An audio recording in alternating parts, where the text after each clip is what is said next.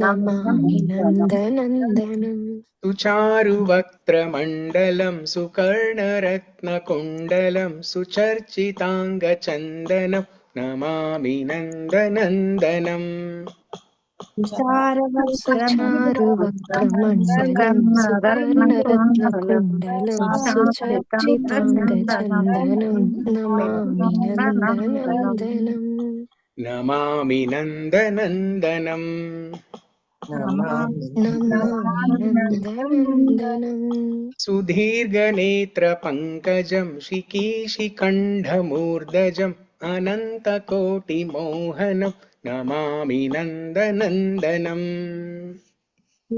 सुदीर्घनेत्रपङ्कजं शिखण्डमूर्धजम्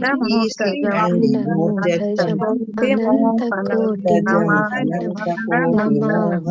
नमामि नन्दनन्दनम् सुदीर्घनेत्रपङ्कजं शिकीशिखण्डमूर्धजम् अनन्तकोटिमोहनं नमामि नन्दनन्दनम् सुदीर्घनेत्रपङ्कजं शिखण्डमूर्धजम् अनन्तकोटिमोहनं नमामि नन्दनन्दनम्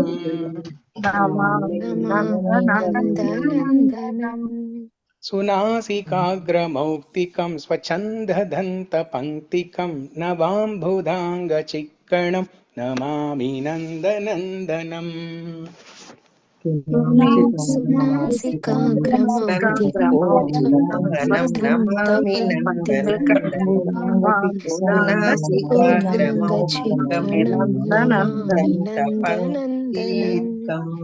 सुनासिकाग्रमौक्तिकं स्वच्छन्ददन्तपङ्क्तिकं नवाम्बुधाङ्गचिक्कणं नमामि नन्दनन्दनम् सुनासिकाग्रमौक्तिकं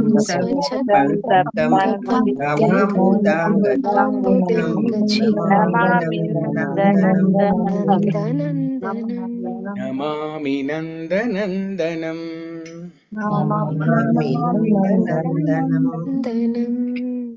करेण वेणुरञ्जितं गतिकरीन्द्रगञ्जितं दुकूलपीतशोभनं नमामि नन्दनन्दनम्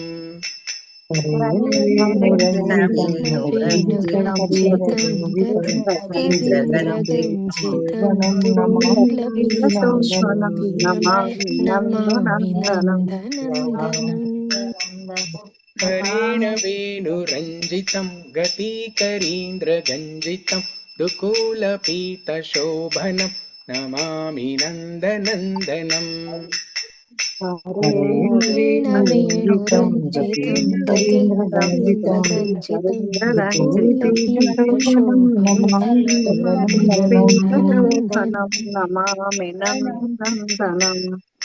नमामि नन्दनन्दनम्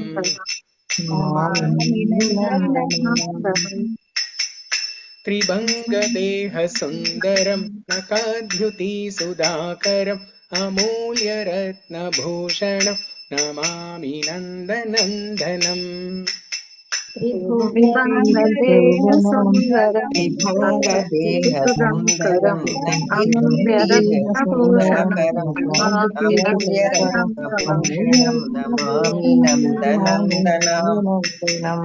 त्रिभङ्गदेहसुन्दरं नखद्युतिसुधाकरम् अमूल्यरत्नभूषणं नमामि नन्दनन्दनम्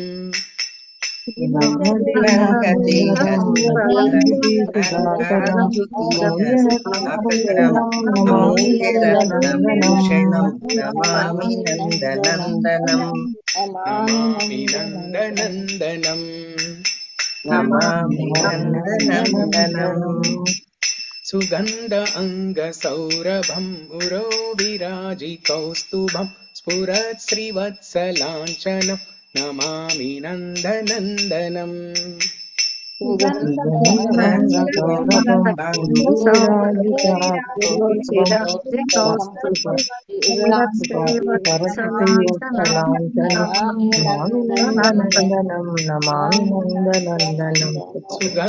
అంగ సౌరభం ఉరో విరాజి కౌస్తుభం స్ఫురత్ శ్రీవత్సలాంఛనం నమామి నందనందనం సుగంధ అంగ సౌరభం పురోవిరాజి కౌస్తుభం నమామి నందనందనం నమామి నందనందనం నమామి నందనందనం నమామి నందనందనం బృందావనాసునాగరం విలాసానుగవాసనం సురేంద్రగర్వమోచనం నమామి నందనందనం బృందావనాసునాగరం విలాసనం సురేంద్ర గర్వమోచనం నమామి నందనందనం బృందావనాసునాగరం విలాసానుగవాససం సురేంద్రగర్వమోచనం నమామి నందనందనం బృందావనాసునాగరం విలాసనానుగవాసనం సురేంద్రగర్వమోచనం నమామి నందనందనం నమామి నందనందనం నమామి నందనందనం వ్రజాంగనాసునాయకం సదా సుఖప్రదాయకం జగన్మనఃప్రలోభనం నమామి నందనందనం సునాయకం సదా సుఖప్రదాయకం నమామి నందనందనం ప్రజాంగనాసునాయకం సదా సుఖప్రదాయకం జగన్మనఃప్రలోభనం నమామి నందనందనం ప్రజానాయకం సదా సుఖప్రదాయకం జన్మనః ప్రలోభనం నమామి నందనందనం నమామి నందనందనం శ్రీనందనందనాష్టకం పఠేద్య శ్రద్ధయాన్విత తరేద్భవాబ్దిదుస్తరం లభేతదంగ్రియుక్తకం నమామి నందనందనం శ్రీనందనందనాష్టకం పఠేద్య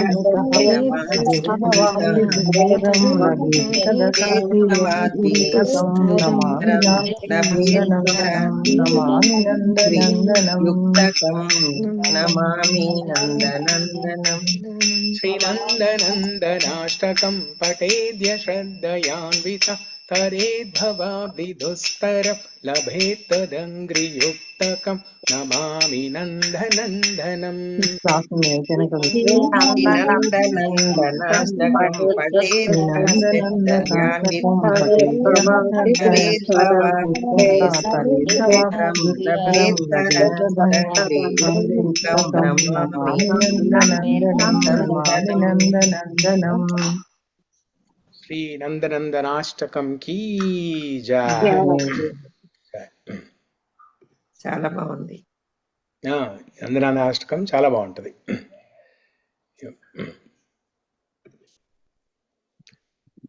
ఓకే,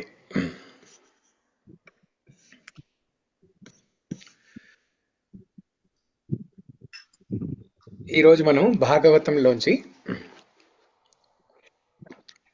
తృతీయ స్కందము చతుర్థోదాధ్యాయము 9వ శ్లోకం, క్యాంటో 3 చాప్టర్ 4 శ్లోక నెంబర్ 9, 3.4.9. స్కందము 3వ స్కందము అధ్యాయము 4 శ్లోకము 9.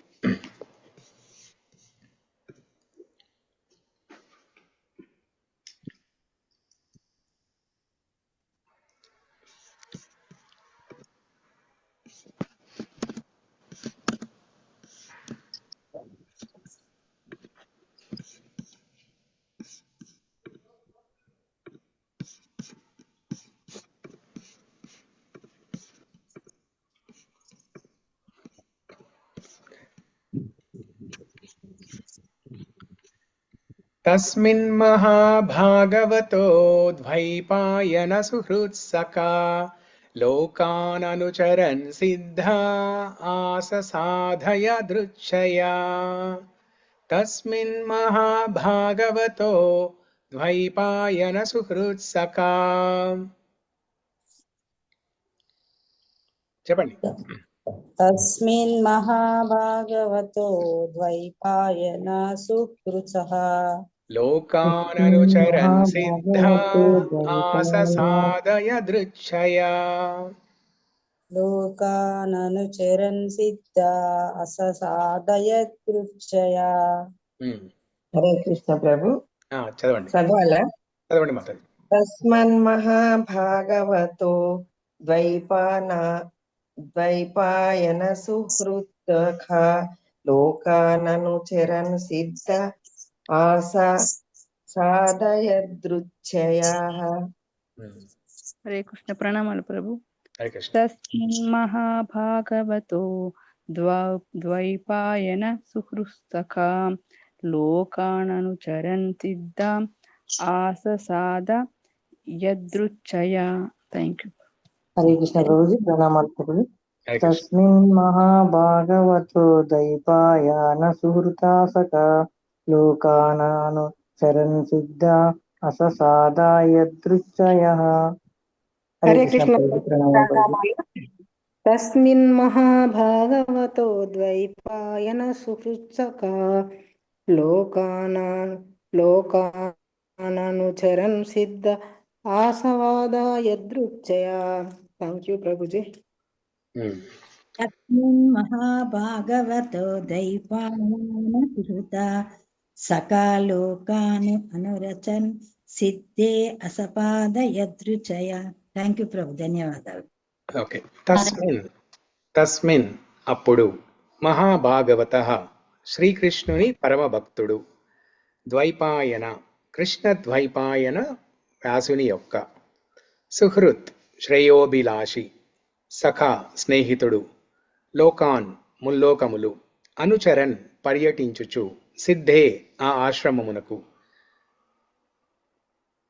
ఆససాద అరుదెంచెను యాదృచ్ఛయ తన ఇచ్ఛానుసారము.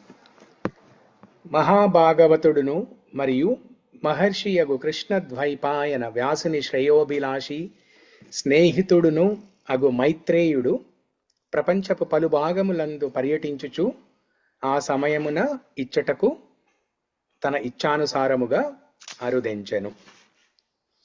భాష్యము ఎసి భక్తి వేదాంత స్వామి శ్రీల ప్రభుపాదుల వారి చేత. శ్రీల ప్రభుపాదికి జాయ్. వ్యాసదేవుని తండ్రియగు పరాశర మహర్షి శిష్యులలో మైత్రేయుడు ఒకడు. ఆ విధముగా వ్యాసదేవుడు మరియు మైత్రేయుడు ఇరువురు స్నేహితులు మరియు పరస్పర శ్రేయోభిలాషులు అయి ఉన్నారు. ఏదియో నొక భాగ్యవశమున మైత్రేయుడు శ్రీకృష్ణుడు విశ్రాంతి గొనుచున్న ప్రదేశమున కరుదెంచెను. భగవానుని కలువగలుగుట అనునది సాధారణ సంఘటన కాదు. మైత్రేయుడు గొప్ప ఋషి మరియు తాత్వికుడగు పండితుడు అయినప్పటికీ విశుద్ధ భక్తుడు మాత్రము కాడు. కనుక ఆ సమయమున అతడు శ్రీకృష్ణుని కలవగలుగుట అతని అజ్ఞాత సుకృతియే కారణము. విశుద్ధ భక్తులు ఎల్లవేళలా విశుద్ధ భక్తియుత కర్మలయందే నెలకొని ఉందురు. కనుక వారు భగవానుని కలవగలుగుట సహజమైనది. కానీ ఆ స్థాయికి చేరని వారు భగవానుని కలువగలిగినచో అది కేవలము భాగ్యవశమున కలుగు ఆకస్మిక భక్తి వలననే ఒనగూడు నట్టిది. తస్మిన్ మహాభగవతో ద్వైపాయన సుహృత్సక లోకాననుచరన్ సిద్ధ ఆససాద యదృచ్ఛయ.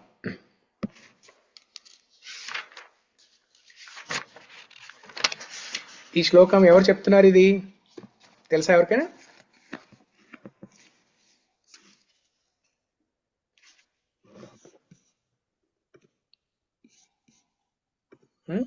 ఈ శ్లోకం ఎవరు అంటున్నారు? ఎవరితో అంటున్నారు? ఇది ఉద్ధవుడు చెప్తున్నారు. ఆ ఉద్ధవుడు చెప్పాడు అనమాట. ఉద్ధవుడు విదురుడితో అంటున్న మాటలు ఇవి. సో ఒక్కసారి ఈ శ్లోకం, ఈ అధ్యాయము 4వ అధ్యాయము, విదురుడు మైత్రేయుని దరి చేరుట. ఈ అధ్యాయంలో ఈ 9 శ్లోకాల అనువాదం చదువుదాం ఒకసారి. చదివితే మనకి అసలు ఏం జరుగుతుంది ఇంతవరకు అనేది అర్థమవుతుంది. ఎవరైనా చదువుతారా? చదువుతాను ప్రభు. చదవండి మాత. ఇప్పుడు దీని అంటే భాష్యం మాత్రమే చదవమంటారా? ఫస్ట్ శ్లోకం నుంచి 9వ శ్లోకం వరకు భాష్యం మాత్రమే. భాష్యం కాదు, అనువాదం. తదనంతరము వారందరును వృష్టి భోజ వంశీయులు బ్రాహ్మణుల అనుమతిని బడిసిన వారై ప్రసాద శేషమును భుజించిరి. దానితో పాటు వారుని మధువును సైతం త్రాగిరి. ఆ పానముచే వారు మతి దప్పి జ్ఞానహీనులై పురుషవాకులతో ఉండోరుల హృదయములను గాయపరుచుకొనిరి. 2వ శ్లోకం కూడా అదే చదవమంటారా? చదవండి. ఏ విధముగా వెదురు పొదల రాపిడిచే వినాశము కలుగుచుండునో అదే విధముగా సంధ్యా సమయమున మత్తు యొక్క దోషముల అంతః ప్రక్రియలచే వారి చిత్తములు సమతుల్యతను కోల్పోవగా వినాశము సంభవించెను. 3వ శ్లోకం. పూర్ణ పురుషోత్తముడగు శ్రీకృష్ణ భగవానుడు తన వంశము యొక్క అంత్యమును అంతరంగిక శక్తి ద్వారా భవిష్యత్ దర్శనము కావించిన పిమ్మట సరస్వతీ నది తటమున కేగి జలము నాచమించి ఒక వృక్ష మూలమున కూర్చుండెను. 4వ శ్లోకం. భగవానుడు తనకు శరణాగతుడైన వాని ఆర్తిని హరించునట్టి వాడు. తన కులమును నశింపజేయుటకు ఎవ్వరు వాంఛించిరో ఆ దేవదేవుడే ఆశ్రమమునకు పొమ్మని నాకు చెప్పెను. ఓ అరిందముడ విదుర, వంశమును నశింపజేయవలనని అతని కోరికను నేనెరిగి ఉన్నప్పటికీ స్వామి పాదపద్మముల వియోగమును సహించుట నాకు అసాధ్యము కనుక అతనినే అనుసరించి తిని. ఆ విధముగా అనుసరించుచు లక్ష్మీదేవికి ఆశ్రయుడైనప్పటికీ సరస్వతీ నది తటమున ఆశ్రయించి ఒంటరిగా కూర్చొని దీర్ఘాలోచన మగ్నుడైన నా రక్షకుని స్వామిని శ్రీకృష్ణ భగవానుని నేను గాంచి తిని. 7వ శ్లోకం. భగవానుని దేహము శ్యామల వర్ణముగా నున్నను నిత్యమును జ్ఞానానంద పూర్ణమునునై అత్యంత సుందరముగా నుండెను. అతని నయనములు ప్రశాంతముగా నుండి ఉదయించు సూర్యుని వలె ఎర్రనై ఉండెను. అతని చతుర్భుజములు వివిధ లాంఛనములు పీత వసనములను బట్టి శీఘ్రమే అతడు దేవదేవుడని నేను గుర్తించగలుగుతూ. 8వ శ్లోకం. భగవానుడు ఒక చిన్న అశ్వస్థ వృక్షమును ఆనుకొని కుడి పాద పద్మమును ఎడమ తొడపై నిడుపుకొని ఆసీనుడై ఉండెను. గృహ సౌఖ్యముల అన్నిటినీ విడిచి నప్పటికి అతడు అట్టి స్థితి యందు మిగుల ఆనందమయునిగానే గోచరించెను. 9వ శ్లోకం. మహాభాగవతుడును మరియు మహర్షియగును కృష్ణ ద్వైపాయన వ్యాసుని శ్రేయోభిలాషి స్నేహితుడును అగు మైత్రేయుడు ప్రపంచంలోని పలు భాగములందు పర్యటించుచు ఆ సమయమున అచ్చటకు తన ఇచ్ఛానుసారముగా అరుదించెను. భాష్యం కూడా చదవమంటారా? లేదు, అంతే చాలు. ఇంకా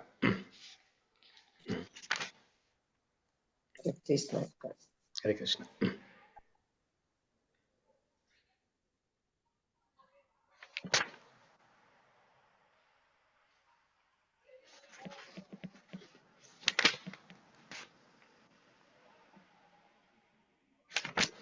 ఓకే, సో అయితే ఇక్కడ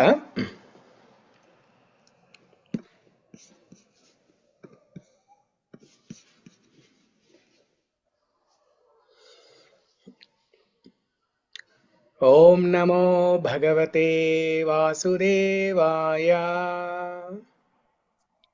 ఓం నమో భగవతే వాసుదేవాయ. ఓం నమో భగవతే వాసుదేవాయ. ఓం నమో భగవతే వాసుదేవాయ.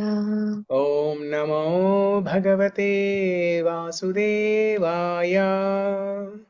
ఓం నమో భగవతే వాసుదేవాయ. ఓం అజ్ఞానతిమిరాంధస్య జ్ఞానాంజనశలాకయా చక్షురున్మిలితం యేన తస్మై శ్రీగురవే నమః. శ్రీచైతన్యమనోభీష్టం స్థాపితం యేన భూతలే స్వయం రూపా కదా మహ్యం దధాతి స్వపదాంతికం. వందేహం శ్రీగురో శ్రీయుతపదకమలం శ్రీగురూన్ వైష్ణవాంశ్చ శ్రీరూపం సాగ్రజాతం సహగణరఘునాథాన్వితం తం సజీవం సాద్వైతం సావధూతం పరిజనసహితం కృష్ణచైతన్యదేవం శ్రీరాధాకృష్ణపాదాన్ సహగణలలితా శ్రీవిశాఖాన్వితాంశ్చ. हे कृष्ण करुणा सिंधो दीनबंधो जगत्पते गोपेशा गोपिका कांत राधा कांत नमोस्तुते. तप्त कांचन गौरांगी राधे वृंदावनेश्वरी वृषभानुसुते देवी प्रणमामि हरिप्रिये. वाञ्छाकल्पतरुभ्यश्च कृपा सिन्धुभ्य एव च पतितानां पावनेभ्यो वैष्णवेभ्यो नमो नमः. जय श्री कृष्ण चैतन्य प्रभु नित्यानंद श्री अद्वैत गदाधर श्रीवासादि गौर भक्त वृंद. हरे कृष्णा कृष्ण कृष्ण हरे हरे हरे राम राम राम हरे हरे. ग्रंथराज श्रीमद्भागवतम की जय. नारायणं नमस्कृत्य नरं चैव नरोत्तमं देवीं सरस्वतीं व्यासं ततो जयम् उदीरयेत्. नष्टप्रायेषु अभद्रेषु नित्यं भागवत सेवया भगवती उत्तमश्लोके भक्तिर्भवति नैष्टिकी. कृष्णाय वासुदेवाय देवकी नंदनाय च नंदगोपकुमाराय गोविंदाय नमो नमः. नमो पंकजनाभाय नमो पंकजमालिने नमो पंकजनेत्राय नमस्ते पंकजांग्रये. ఓకే, సో ఈ శ్లోకంలో ఉద్ధవుడు విదురునికి చెప్తున్నారనమాట. ఏమనంటే కృష్ణ భగవానుడు ఇంక తన అవతారాన్ని చాలించడానికి నిర్ణయించుకొని, ఇది ద్వాపరయుగం చివరి అంకంలో ఇంకా కృష్ణ భగవానులు తన అవతారాన్ని చాలించడానికి నిర్ణయించుకొని, దానికి తొలిమెట్టుగా యాదవుల మధ్యలో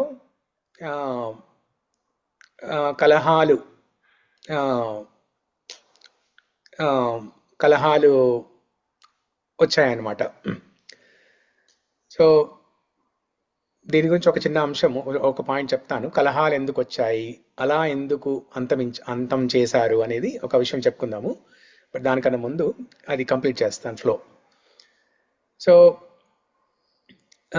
కృష్ణ భగవానులు అవతారాన్ని చాలించడానికి నిర్ణయించుకొని అన్న సమయంలో యాదవుల మధ్యలో కలహాలు చెలరేగి ఒకళ్ళనొకళ్ళు హతమార్చుకొని అలా యాదవ వంశం మొత్తం అంతరించింది.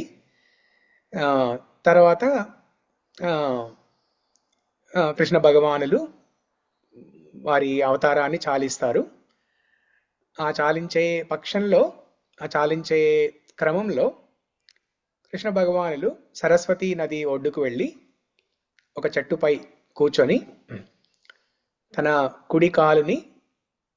కుడికాలు పాదాన్ని ఎడమకాలు తొడ మీద వేసుకొని కూర్చొని అలా ఒంటరిగా కూర్చొని ఉన్నారనమాట. దీంట్లో ఉద్ధవులు ఎలా వర్ణిస్తారు అంటే లక్ష్మీదేవికి ఆశ్రయం ఇచ్చే అంతటి సంపన్నుడు, అంతటి శ్రీమంతుడు, శ్రీయపతి. భగవంతుడికి ఒక పేరు శ్రీయపతి అని. అంటే ఈ ప్రపంచంలో ఈ మొత్తం సృష్టిలో ఉన్న ఐశ్వర్యం అంతటికి అధిపతి శ్రీయపతి,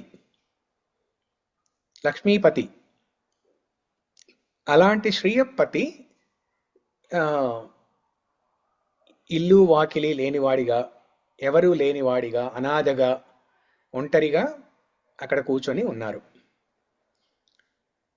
ఆ సమయంలో ఉద్ధవుడు అక్కడికి వెళ్ళాడనమాట. ఫస్ట్ ఇక్కడ వర్ణిస్తున్నారు ఉద్ధవుడు స్వామివారిని ఎలా గుర్తించారు అని. అంటే ఉద్ధవుడు స్వామివారిని గుర్తించడానికి ఈ గుర్తులు అవసరమా అంటే అవసరం లేదు. కానీ ఈ గుర్తులు ఎందుకు చెప్తున్నారంటే మన కోసం మనం స్వామివారిని గుర్తించడానికి అలా చెప్తున్నారనమాట. ఏం రాశారు ఇక్కడ 7వ శ్లోకంలో ఏం రాశారు ఉద్ధవులు? భగవానుని దేహము శ్యామల వర్ణముగా. ఓకే, దర్శనం ఓపెన్ అవుతుందా? ఓకే, దర్శనం తర్వాత చెప్పుకుందాం అయితే. ఒక నిమిషం.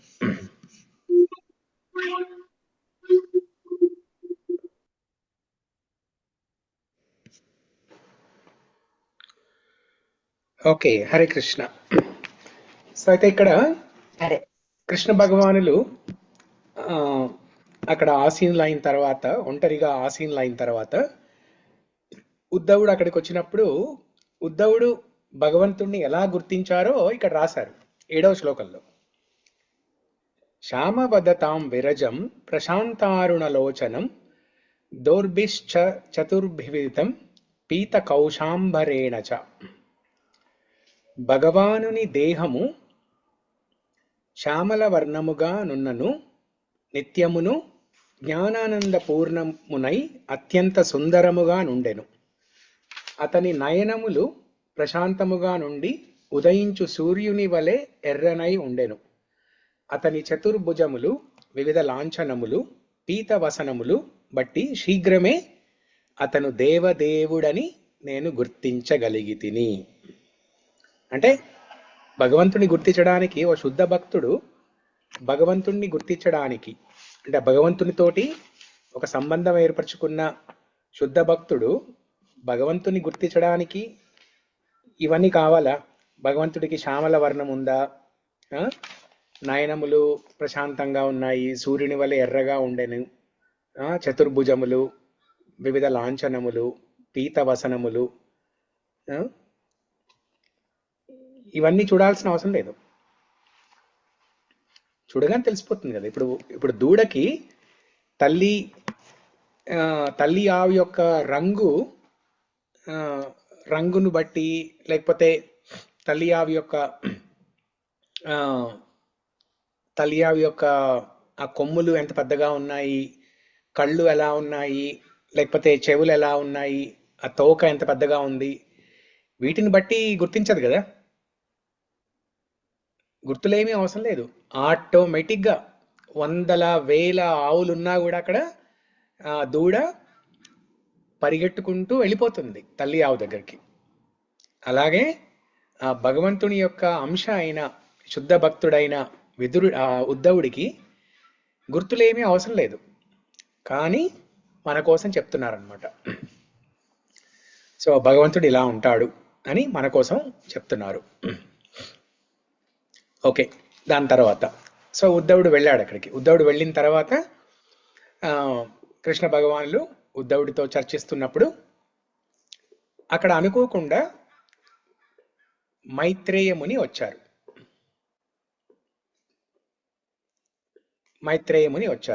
దాని గురించి ఈ శ్లోకంలో ఈరోజు మనం చర్చించుకునే ఈ 9వ శ్లోకంలో చెప్తున్నారు. ఓకే, దానికన్నా ముందు let's go back to the first point. కృష్ణుడి అవతారాన్ని చాలించడానికి చేసే ప్రయత్నంలో భాగంగా యాదవుల మధ్య కలహాలు కలిగి యాదవులు ఒకళ్ళనొకరు హతమార్చుకొని చివరికి యదుకులం అంతా అంతరించింది. అంటే మనం ఇప్పుడు రామావతారంలో చూస్తే గనక, త్రేతాయుగంలో రామావతారంలో చూస్తే ఇలా ఎక్కడ వినం మనం. రఘువంశంలో అందరూ ఇలా ఒకళ్ళనొకళ్ళు కలహాలు సృష్టించుకొని హతమార్చుకొని అలా ఎక్కడ వినలేదు మనం. కానీ ఇక్కడ ఎందుకు అలా అయింది? ద్వాపర యుగంలో కృష్ణావతారాన్ని చాలించే క్రమంలో అలా ఎందుకయింది?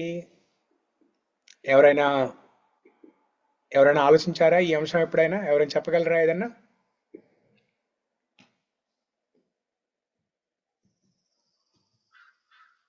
కలియుగం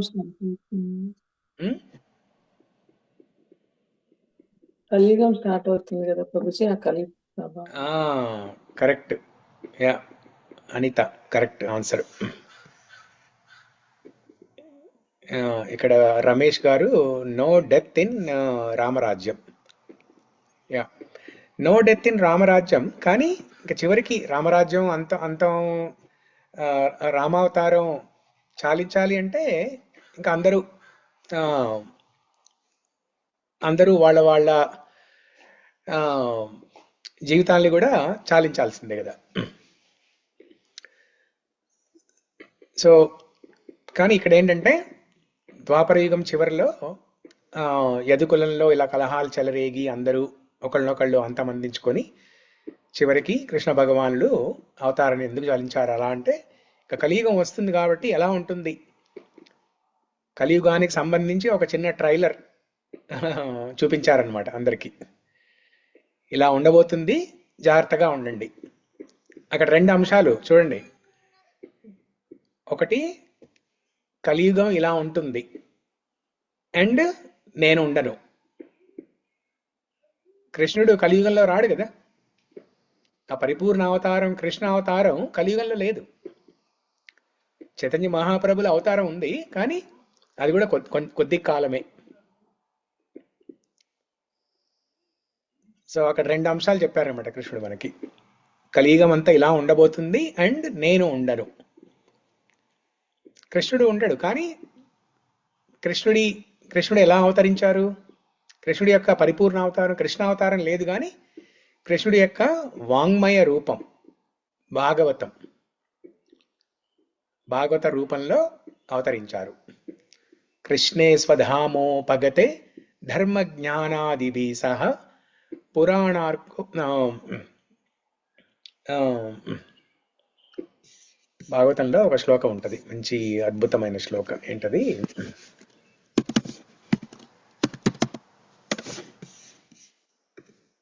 ప్రథమ స్కందము 3వ అధ్యాయంలో కృష్ణే స్వధామోపగతే ధర్మ జ్ఞానాదిభి సహ కలౌ నష్టా దృశామేష పురాణార్కో ధునోదితః.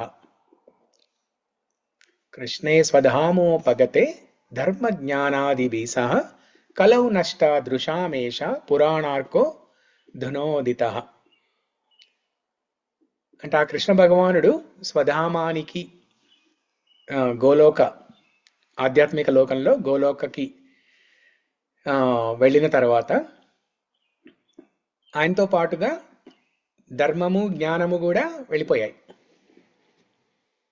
అంతే కదా. కృష్ణుడు లేకపోతే ఇంకా ధర్మం లేదు. ఎత్ర యోగేశ్వర కృష్ణ ఎత్ర పార్థో ధనుర్ధర తత్ర శ్రీ విజయో భూతే ధ్రువా నీతిర్ మతిర్మమ. ఎక్కడ కృష్ణుడు ఉంటాడో అక్కడ నీతి ఉంటుంది, ఎక్కడ కృష్ణుడు ఉంటాడో అక్కడ ఐశ్వర్యం ఉంటుంది, ఎక్కడ కృష్ణుడు ఉంటాడో అక్కడ ఆనందం ఉంటుంది, ఎక్కడ కృష్ణుడు ఉంటాడో అక్కడ శక్తి, బలము, శక్తి ఉంటుంది. కృష్ణుడు లేకపోతే లేనట్టే. అందుకే కృష్ణుడితో పాటే ధర్మము జ్ఞానము కూడా అస్తమించాయి. కలౌ నష్ట దృశామేష పురాణార్కో ధునోదితః. కలౌ నష్ట దృశామేష అంటే ఈ కలి యొక్క ప్రభావం వల్ల వాళ్ళ దృష్టిని కోల్పోయారు. దృష్టి అంటే మంచి చెడులని వేరువేరుగా చూసే దృష్టిని కోల్పోయారు. కలౌ నష్ట దృశామేష. కలియుగం యొక్క ప్రభావం వల్ల వాళ్ళు దృష్టిని కోల్పోయారు. అప్పుడు పురాణార్కో ధునోదిత. పురాణ అర్క అంటే ఈ భాగవత పురాణ, అర్క అంటే సూర్యుడు, పురాణ అర్క అంటే ఈ సూర్యుడు లాంటి ఈ భాగవతం. ధునోదిత, అధునా ఉదిత. అధునా అంటే ఇప్పుడే, ఉదిత అంటే అవతరించను, ఉదయించను, అవతరించను. అంటే సూర్యుడు ఎలాగైతే పొద్దున సూర్యోదయ వేళలో ఆకాశంలో సూర్యుడు ఉదయిస్తాడో అలాగా కృష్ణ భగవానుడు ఒక సూర్యుని వలె ఈ భాగవత రూపంలో అవతరించాడు.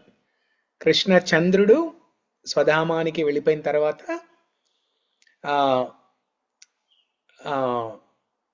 భాగవత పురాణ, సూర్య చంద్రుడి లాంటి భాగవత పురాణ అవతరించిందనమాట. అది ఓకే. సరే, ఇప్పుడు ఈ శ్లోకానికి వస్తే, ఈ 9వ శ్లోకానికి వస్తే, 9వ శ్లోకంలో ఏం చెప్తున్నారు? ఒక్క నిమిషం.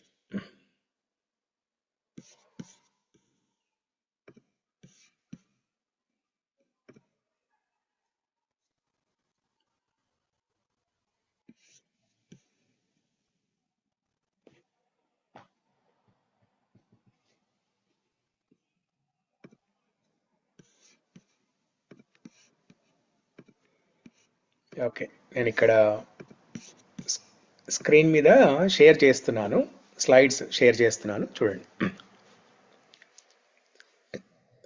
సో ఎవరు మైత్రేయ ముని? ఎవరు? దానికన్నా ముందు మైత్రేయ ముని ఎవరు అనేది చర్చించుకునే దానికన్నా ముందు అసలు ఎందుకు చెప్తున్నాడు ఇక్కడ ఉద్ధవుడు మైత్రేయుని గురించి ఎందుకు చెప్తున్నారంటే, ఇప్పటి వరకు రెండు అధ్యాయాల్లో, ఈ తృతీయ స్కందము 2వ అధ్యాయము 3వ అధ్యాయంలో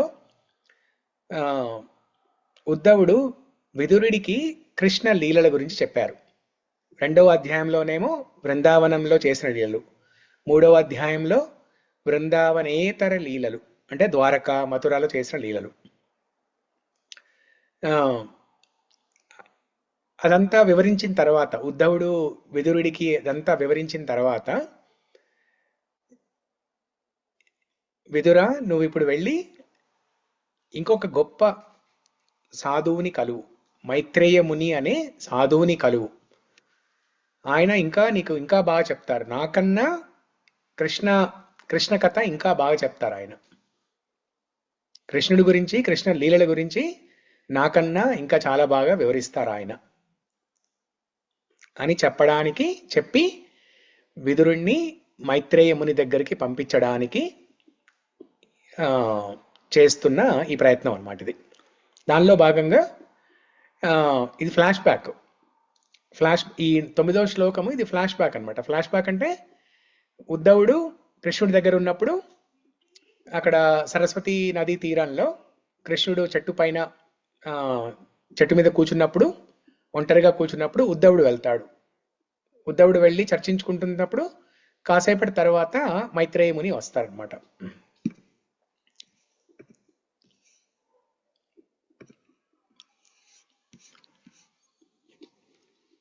సో అలా హాయిగా, అంటే కృష్ణుడు అక్కడ ఒంటరిగా ఉన్నా కూడా చాలా ఆనందంగా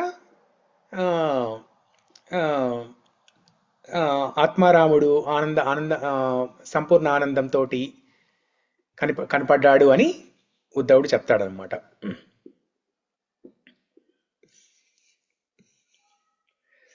సో అయితే ఎవరు ఈ మైత్రేయ ముని? ఎవరు? మైత్రేయ ముని పరాశర ముని యొక్క శిష్యుడు. వ్యాసదేవుడు కూడా పరాశర ముని శిష్యుడు. వ్యాసదేవుడు పరాశర ముని పుత్రుడు మరియు శిష్యుడు. శిశువు మరియు శిష్యుడు, ఇది బాగుంది. శిశువు మరియు శిష్యుడు. సో అలాగే మైత్రేయ ముని కూడా పరాశర ముని యొక్క శిష్యుడు. ఆ విధంగా వ్యాస భగవానులు మైత్రేయ ముని ఇద్దరు స్నేహితులు, శ్రేయోభిలాషులు. సో అలాగా మైత్రేయ ముని అన్ని రకాల తీర్థయాత్రలు చేస్తూ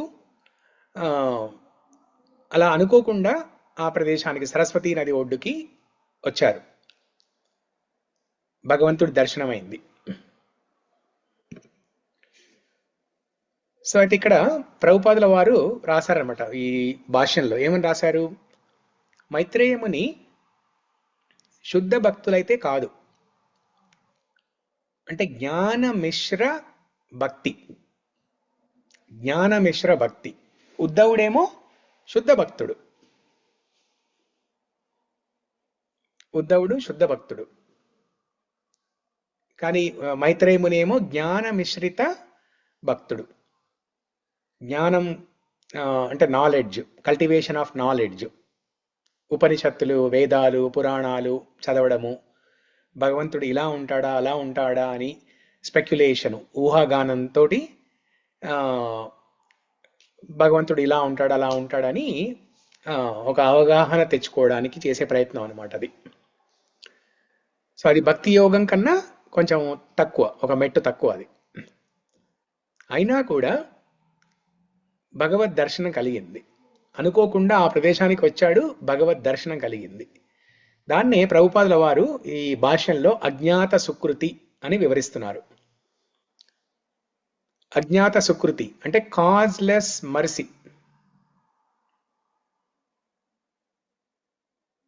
అంటే ఏ సత్కార్యాలు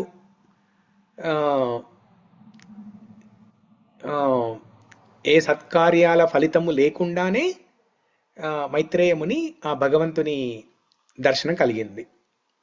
దీన్ని అజ్ఞాత సుకృతి అంటారు. అంటే దానికి వేరే రీజన్ ఏమి ఉండదు, అందుకే దాన్ని అజ్ఞాత సుకృతి, కాజ్లెస్ మర్సీ అంటారు. దానికి వేరే కారణము, ఒక కాజు అంటూ ఉండదు. ఇంకా ఆ భగవత్ కృపకి, ఆ మర్సీకి ఇంకా వేరే కారణం ఏమి ఉండదు. అది అలా యాదృచ్ఛికంగా కొంతమందికి అలా ఇస్తాడు భగవంతుడు. ఎందుకంటే భగవంతుడు స్వరాట్. శ్రీమద్ భాగవతం ఫస్ట్ శ్లోకంలో చెప్తారు కదా, అభిజ్ఞ స్వరాట్.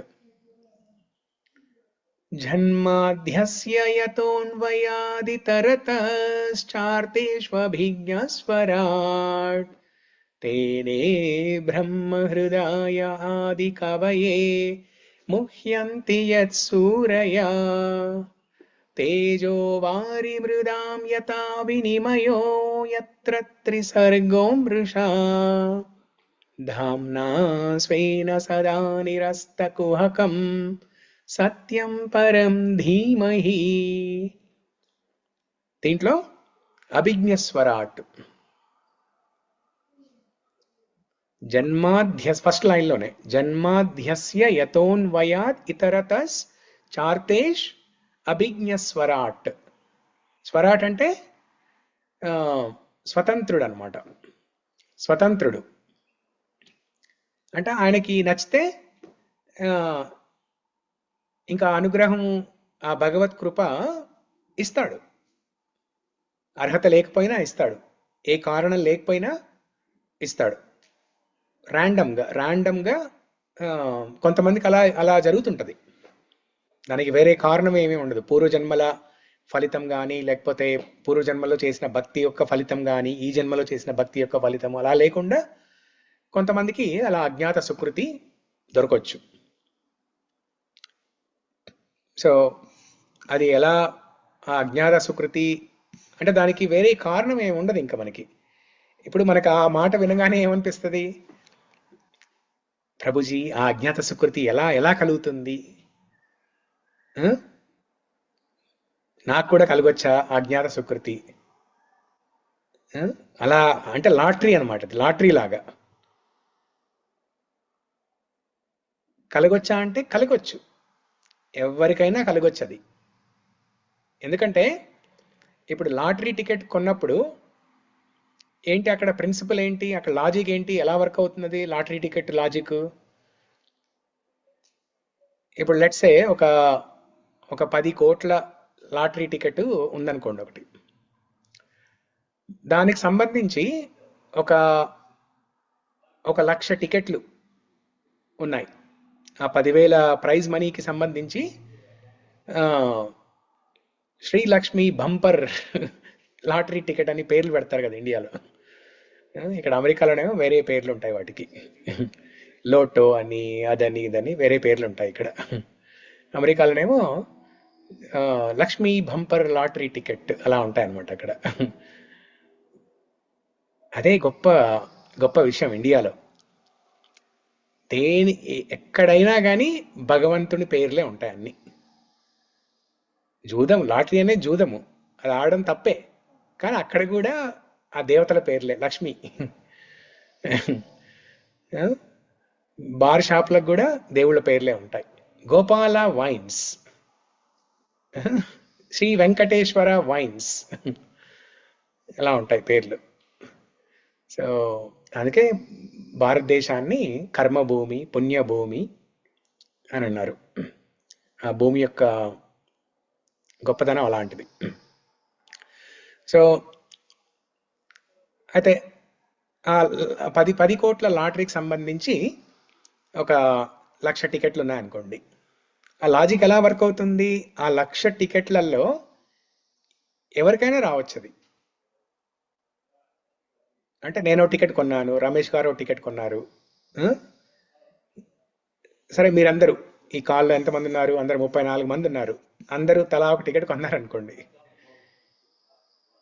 నాకు కలగొచ్చా అంటే ఎస్, ఆ అవకాశం ఎవరికైనా రావచ్చు. అది ఆ లాటరీ టికెట్ ఎవరికైనా తగలొచ్చు. అది దానికి ఏదైనా కారణం ఉందా? మనం ఏమైనా కష్టపడ్డామా దానికోసం?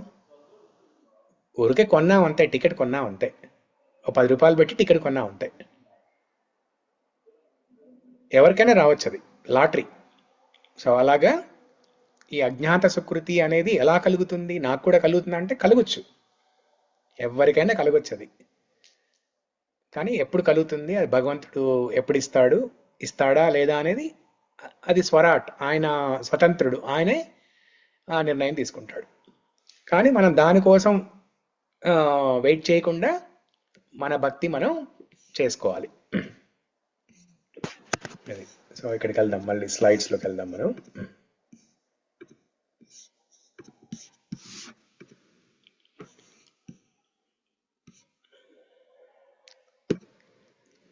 భక్తిలో రకాలు: శుద్ధ భక్తి, జ్ఞాన మిశ్ర భక్తి.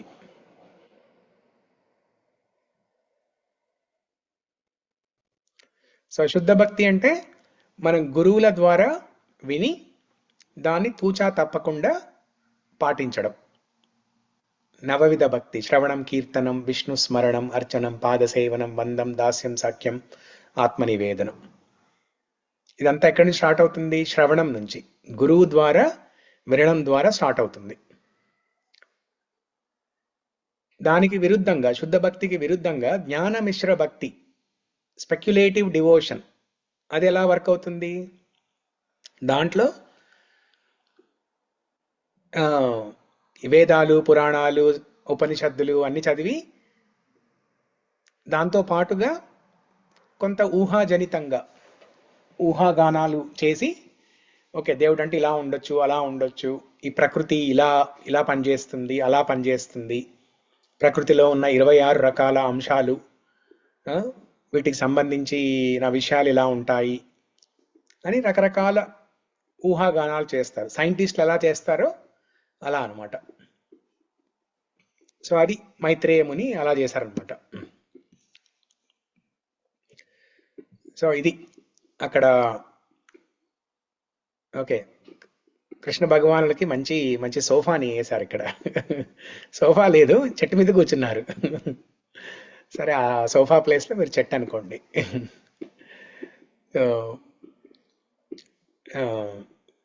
అక్కడ ఉద్ధవుడు పక్కన నెమలి పింఛం పెట్టుకొని ఉన్నాడు కదా, పీతాంబరం వేసుకొని,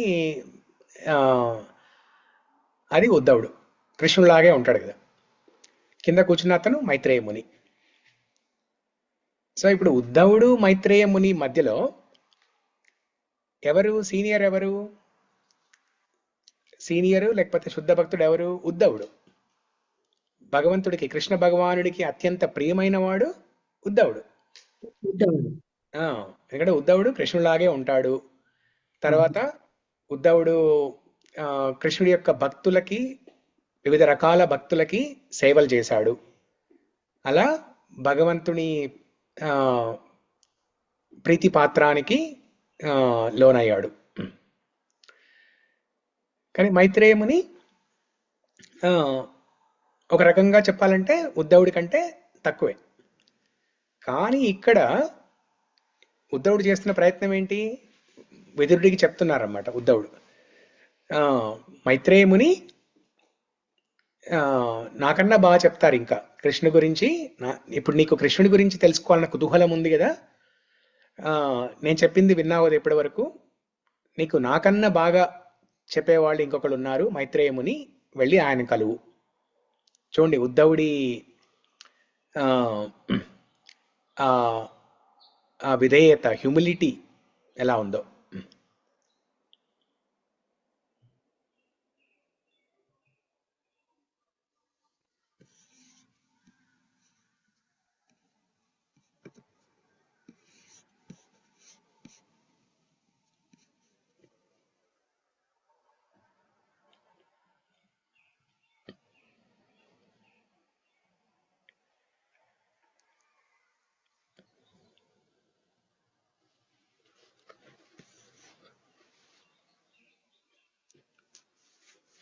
సో మనం భగవంతునికి ప్రీతి పాత్రులం ఎప్పుడవుతాము?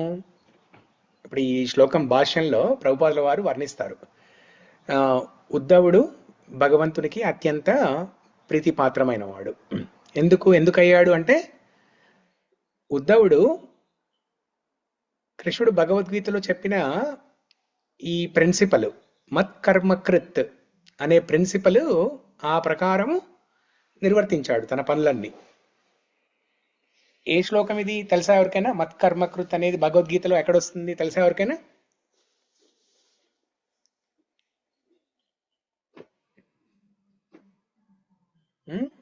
తెలుసా ఎవరికైనా?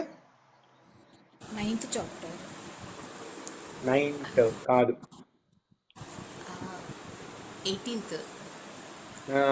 కాదు.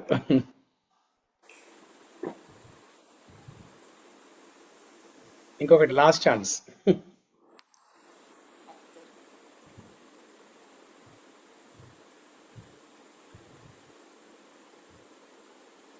11th chapter. Last shloka.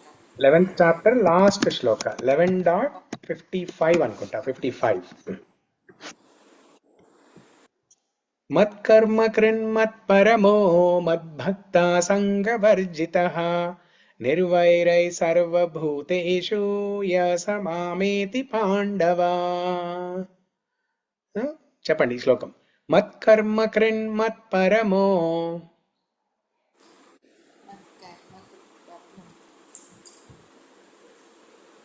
చెప్తున్నారా?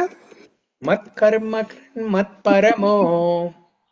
మత్కర్మ కర్ణ మత్ పరమో మద్భక్త సంగవర్జితః మద్భక్త సంగవర్జితః నిర్వైర సర్వభూతేషు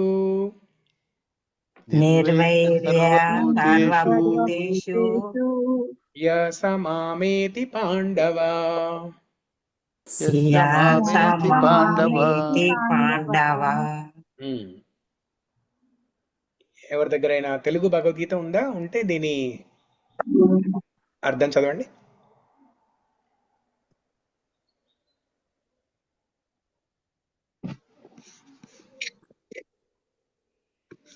ఉందా ఎవరి దగ్గరైనా?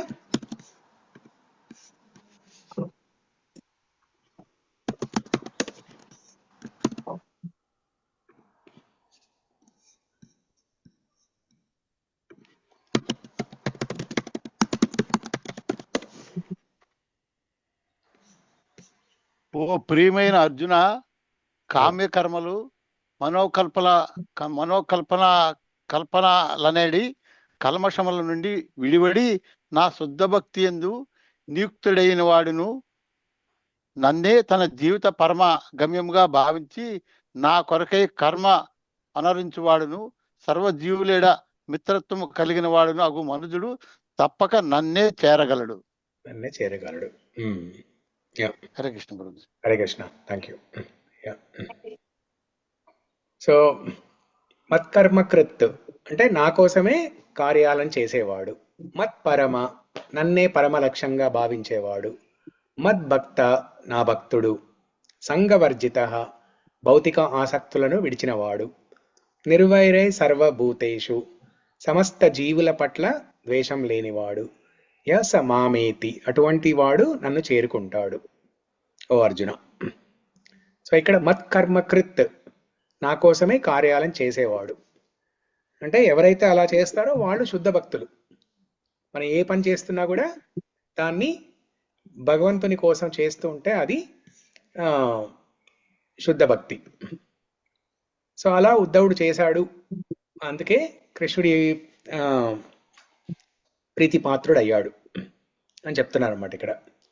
అలా కాకుండా మనం ఏం చేస్తాము? జీవ కర్మకృత్. మత్కర్మకృత్ అంటే అక్కడ కృష్ణుడి యొక్క ఆచరణ, కృష్ణుడి యొక్క ఆదేశానుసారంగా చేసే పనులు అనమాట. జీవ కర్మకృత్ అంటే మనకి ఇష్టం వచ్చినట్టు మనం చేసుకోవడం అనమాట. మనం ఒక ప్లాన్ వేసుకొని నేనే చేస్తాను ఇదంతా, ఎఫర్ట్ కూడా నాదే, ప్లాన్ నాదే, ఎఫర్ట్ నాదే, దాంతో వచ్చిన విజయం కూడా నాదే అన్న అహంకారం ఉంటది.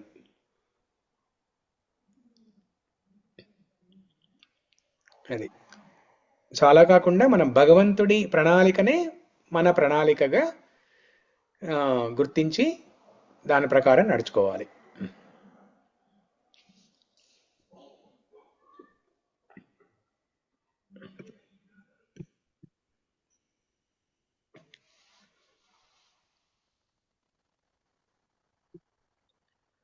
సో అక్కడ విదురుడి గురించి ఈ అధ్యాయంలో భాష్యంలో ప్రభుపాదుల వారు చెప్తారు. ఏమనంటే విదురుడు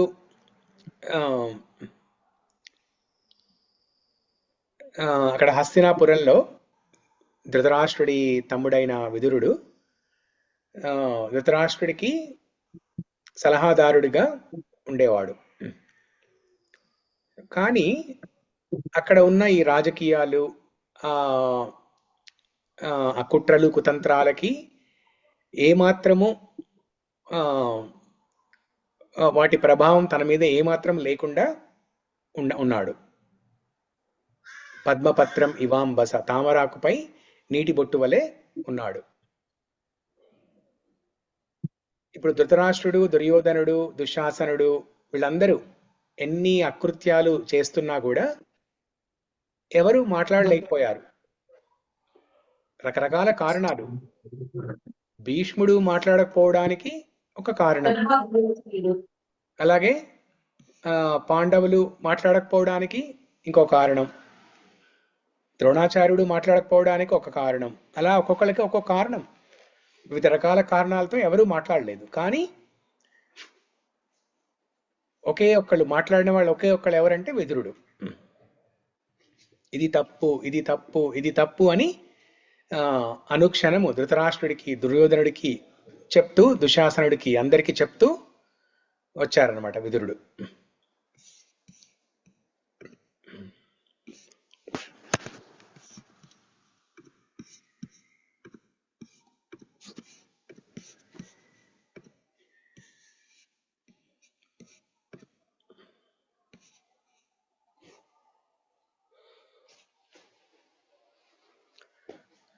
సో విదురుడు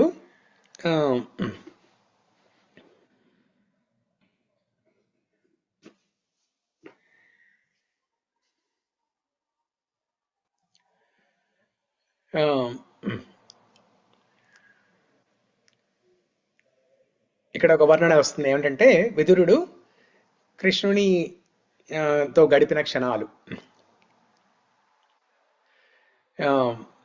విదురుడు కృష్ణుడితో ఒకసారి కలిసినప్పుడు వాళ్ళిద్దరి మధ్య ఎలా చర్చ జరిగింది అది మైత్రేయముని గుర్తు తెచ్చుకుంటున్నారనమాట.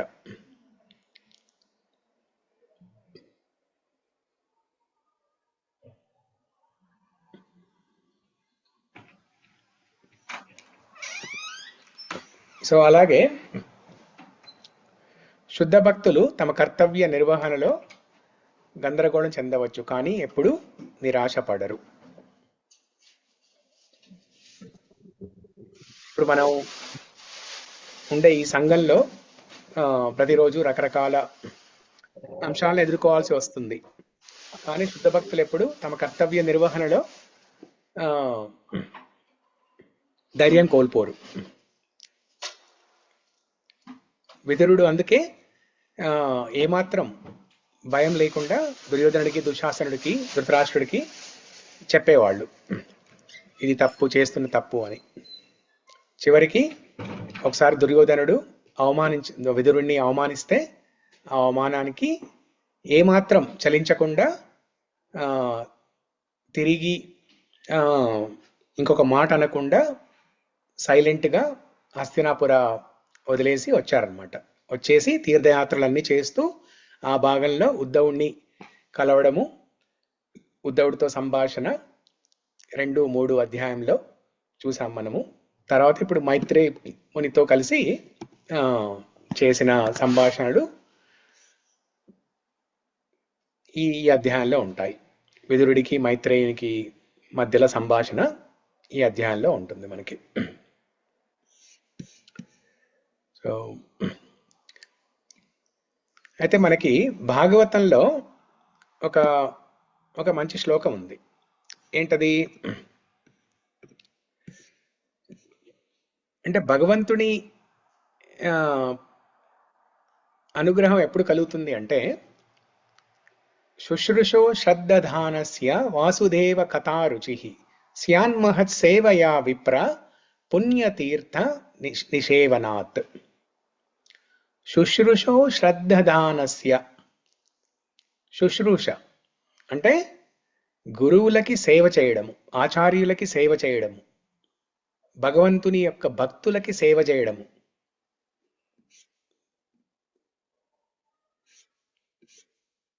సేవ చేయడము, శ్రవణము. శుశ్రూష అంటే 2 రకాలు చెప్పుకోవచ్చు. ఒకటి శ్రవణము, మన శ్రవణం చేస్తున్నా కూడా అది కూడా సేవ, వాణి సేవ, గురువులకి వాణి సేవ. అది ఒక రకమైన సేవ. ఇంకొక రకమైన సేవ గురువులకి వీలైతే మనం పర్సనల్ గా వాళ్ళకి ఏదన్నా సేవ చేయడానికి చేయొచ్చు. శుశ్రూషో శ్రద్ధదానస్య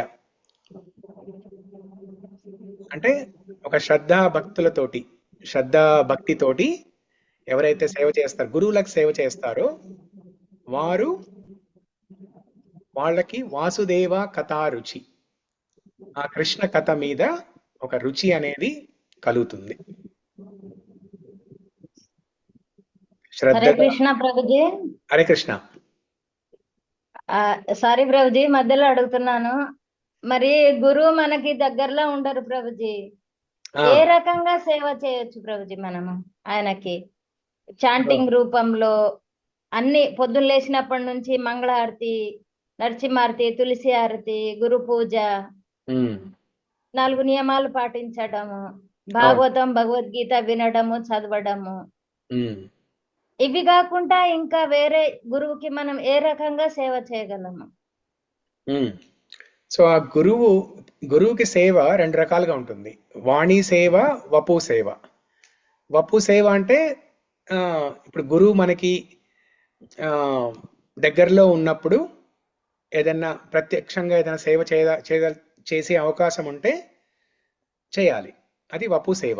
అలా లేని పక్షంలో వాణి సేవ అంటే గురువు చెప్పిన ప్రవచనాలు వినడము, గురువు చెప్పిన ఆదేశాలు పాటించడము.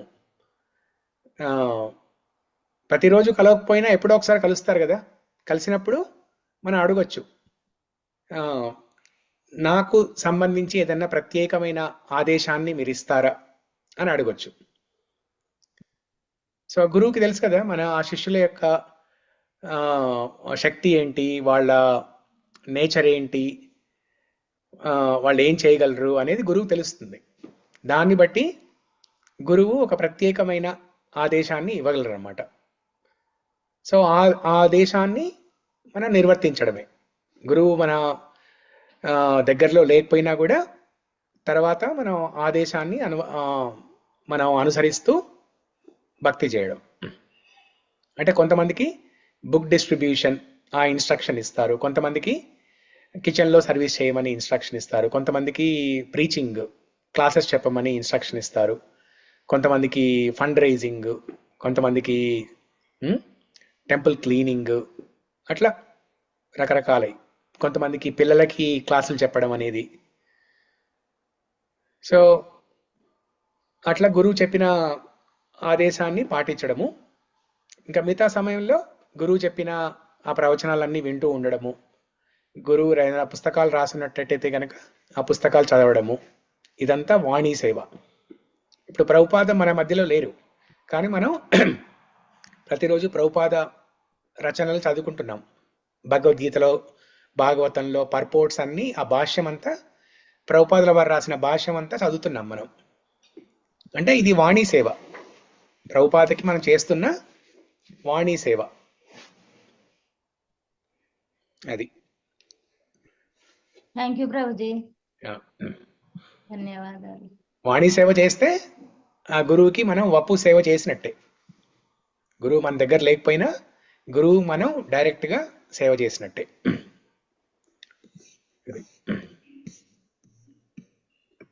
ఓకే.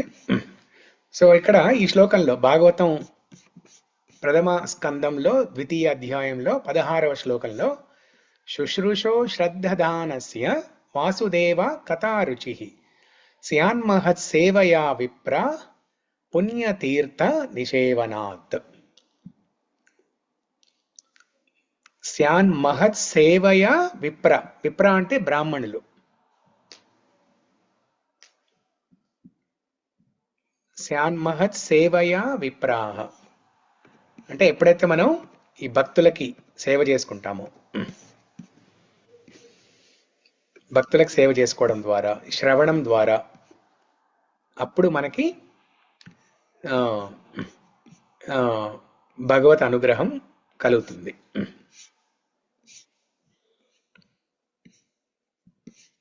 ఇక్కడ ట్రాన్స్లేషన్, అనువాదం ఏముందంటే, ఓ బ్రాహ్మణ,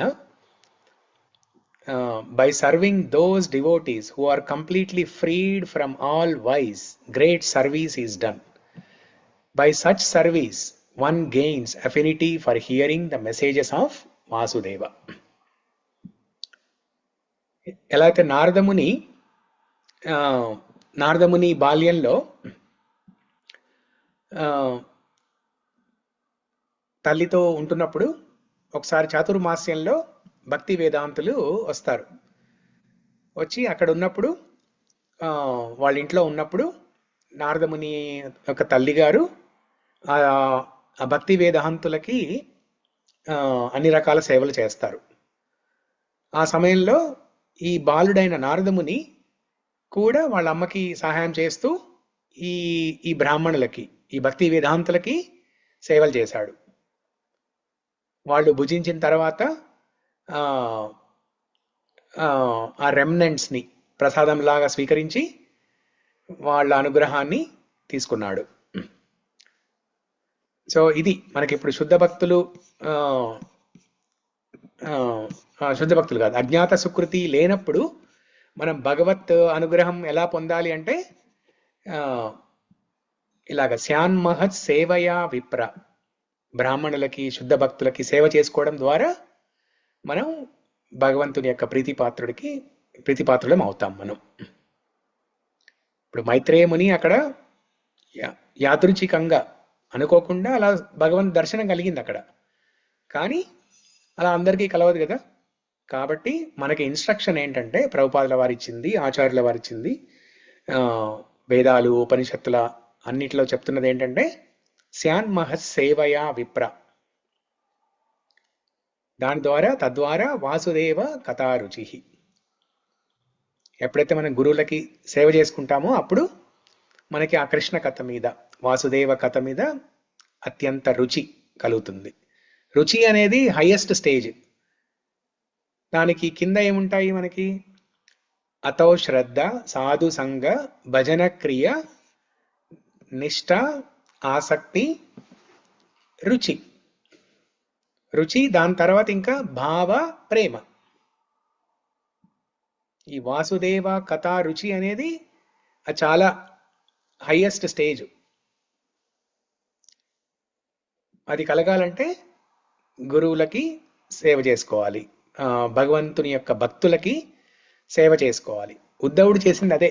ఉద్ధవుడు ఎందుకు కృష్ణుడికి అత్యంత ప్రీతిపాత్రుడు అయ్యాడంటే పాండవులకి సేవ చేశాడు. కృష్ణుడి యొక్క చాలా భక్తులకి ఉద్ధవుడు సేవ చేశాడు. అందుకే కృష్ణుడికి ఉద్ధవుడి మీద అంత నమ్మకం ఉంది కాబట్టే కృష్ణుడు బృందావనం నుంచి ఒక 100 సంవత్సరాలు బయట ఉన్న తర్వాత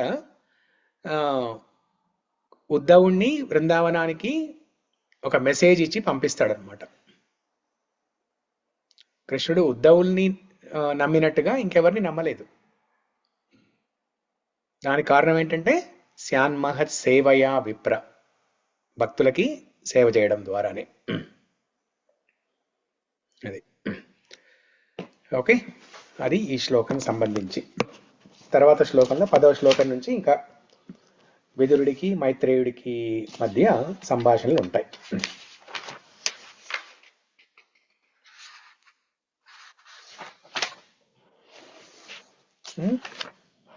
ఎవరికైనా ఏమన్నా క్వశ్చన్లు ఉన్నాయా?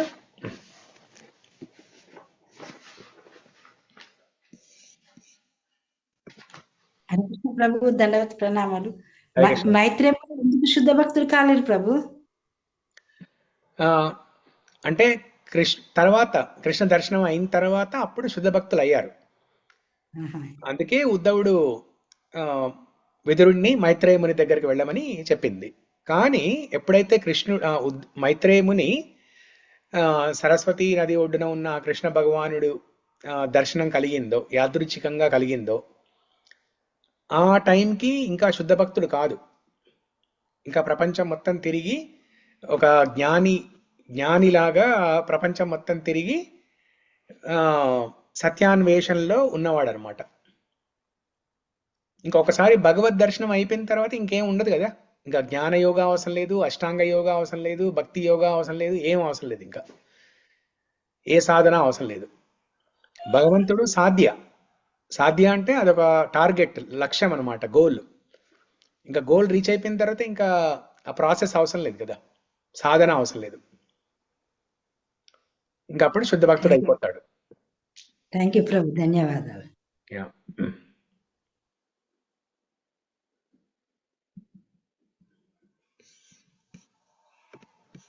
ఇంకా చివరిగా ఒకసారి మనం ఇది పురుషోత్తమ మాస గోవర్ధన ప్రణామ మంత్రం చెప్పుకొని ముగిద్దాం.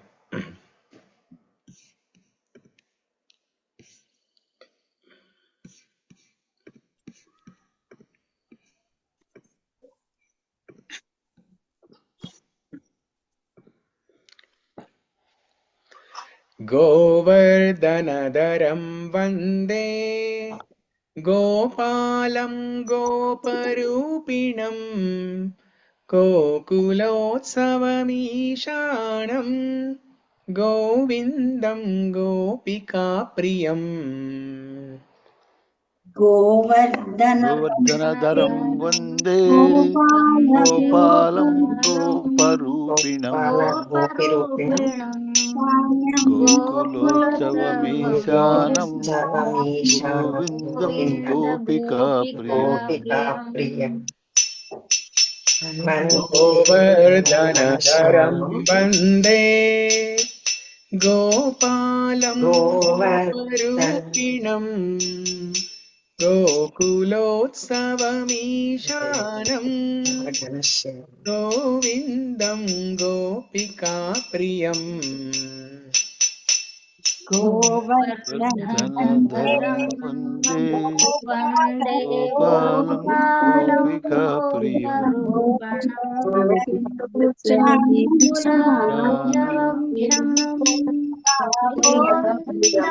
గోపిప్రియం. గోవర్ధనధరం వందే గోపాలం గోపరూపిణం గోకులోత్సవమీశానం गोविन्दं गोपिकाप्रियम् गोवर्धननन्दनं वन्दे गोपालगोपरूपिणम् गोकुलस्य गोविन्द गोपिकाप्रियम् वन्दे नवघनश्यामं द्विभुजं मुरलीधरम् पीताम्बरधरं देवं सरां पुरुषोत्तमम् वन्दे नवघनश्यामं दिव्यभुजं मुरलीधरं पीताम्बरधरं देवं शरदं पुरुषोत्तमम् वन्दे नवघनश्यामं द्विभुजं मुरलीधरं पीताम्बरधरं देवं सराधं पुरुषोत्तमम् वन्दे नवघनश्यामं दिव्यभुजं मुरलीधरं पीताम्बरधरं देवं शरदं पुरुषोत्तमम् वन्दे नवघनश्यामं द्विभुजं मुरलीधरं पीताम्बरधरं देवं सराधं पुरुषोत्तमम् वन्दे नवघनश्यामं दिव्यभुजं मुरलीधरं पीताम्बरधरं देवं शरदं पुरुषोत्तमम् पुरुषोत्तम मास गोवर्धन प्रणाम मंत्र की जय. जय. ఓకే కొద్దిసేపు ఉంచారా? ఇప్పటిది నేను రాసుకుంటున్నారా? Okay yeah ఉంచుతా. ప్రభుజీ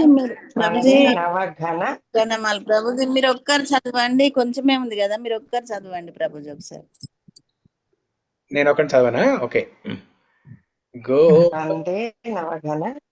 వందే గోపాలం గోపరూపిణం గోకులోత్సవమీశానం గోవిందం గోపికాప్రియం వందే నవఘనశ్యామం ద్విభుజం మురళీధరం పీతాంబరధరం దేవం సరాధం పురుషోత్తమం.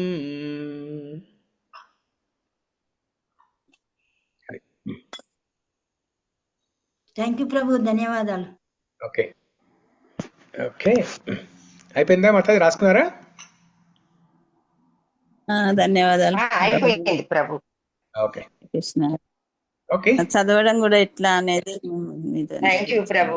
ఇంత మంచి ఇక చెప్తారో, ఇక అది మనసుకు సరిపోదు అనిపిస్తుంది మీరు చెప్తే. సరే ప్రభు. ఓకే. మంగళం కోసలేంద్రాయ మహనీయ గుణ ఎక్కడ సేకరిస్తారో ఇవన్నీ. తనుజాయ మాయ మంగళం. గ్రంథరా శ్రీమద్ భాగవతం కీ జై. ప్రభుపాద్ కీ జై. ఓకే. హరే కృష్ణ ప్రభు. చాలా చాలా ధన్యవాదాలు ప్రభుజీ. హరే కృష్ణ. థ్యాంక్ యూ ప్రభుజీ, ధన్యవాదాలు. ప్రణామాలు. ప్రణామాలు. ధన్యవాదాలు ప్రభుజీ. హరే కృష్ణ ప్రభుజీ, ధన్యవాదాలు ప్రభు. హరే కృష్ణ. హరే కృష్ణ ప్రభుజీ, ధన్యవాదాలు ప్రభుజీ. హరే కృష్ణ. హరే కృష్ణ. కృష్ణ.